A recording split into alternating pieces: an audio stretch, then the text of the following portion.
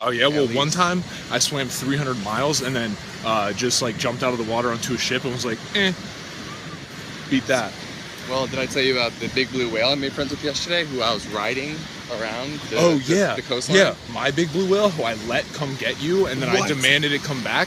Yeah, that you played no part in. No way. Yeah, it's my super mammal. You know Daryl, the big blue whale? He's mine, yeah, super mutant. You own him? Fuck yeah, I own him. I thought he was just a guy who helped people.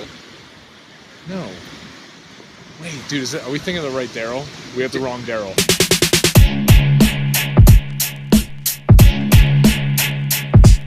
What is going on, Zen Dude Nation? Today, we are going to be learning and going over again the fundamentals of how to jump rope, because you need to get these skills down before we start doing some of the more advanced stuff. So, you can't run if you can't walk.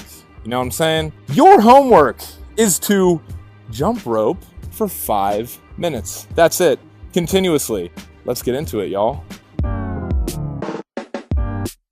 All right, dudes and dudettes. So to start off, guys, we're going to start with sizing your rope. Now, it's super important to have the right jump rope cable length. And as you can see here, you can measure that by stepping in the middle of the rope and pulling the handles up to your nipple or chest area. And as you can see, the rope handle should be right underneath my armpit. So as you can see here again, now the recommended size for your rope, guys, if you are 5'10" or taller, your rope cable, excluding the handles, should be 3 feet taller than your height.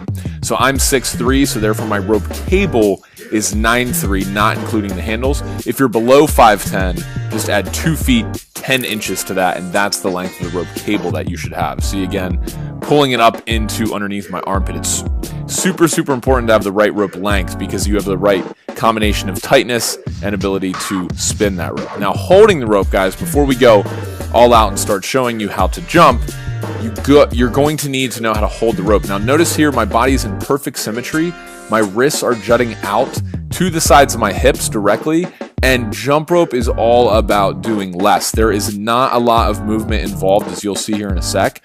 But in terms of holding the rope, you don't want to be too high up. You don't want to have your wrist down too far, because you want to spin the rope so that it clears your head with the same amount of inches or centimeters that it clears your feet. So you want to be right in the middle of that spin.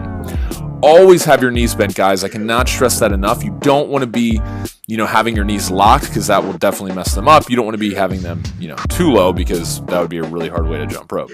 Anyway, next up, guys, we have get up on your toes. Okay, so with bending the knees, guys, you want to make sure that you're up on the balls of your feet, on your toes the entire time you're jumping. You never want to be flat-footed, okay? And as you can see here, I'm jumping and I'm on my toes the entire time, and my feet are not coming any more than at the most 2 inches off the ground for regular bounce. So somewhere in the range of 1 to 2 inches is all that. And as you can see, I start going faster, and it requires that I actually jump lower to the ground. So now, putting it all together, guys, spinning the rope, check out my body movements here. As you can see, jumping rope is all about doing less. The only thing that's working here, guys, you'll see in a sec, my wrists. My wrists are controlling everything. I cannot stress that enough. Some people jump too high and do almost like a butt kick, and you really want to focus more on your wrists, and the feet will follow, I promise. So check out here the wrists. Notice how I'm spinning the rope with just using my wrists, and my shoulders and everything above my elbows has no movement, as you can see here from the side. Look at that, perfect.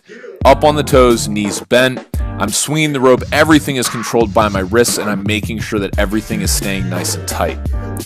So go ahead, guys. Trust me, I was not, and Brandon was not that good when we first started, and that's totally fine. I know I say this in every video, but it just takes some practice. So next, what I want to talk to you guys about is how can you just start doing this? What I'd recommend is that you guys start practicing 3 to 5 minutes a day to just get the fundamentals down of this regular bounce, because this, from here, if you can spin the rope fast, you can not only get an awesome body, but you can do more tricks and make it challenging.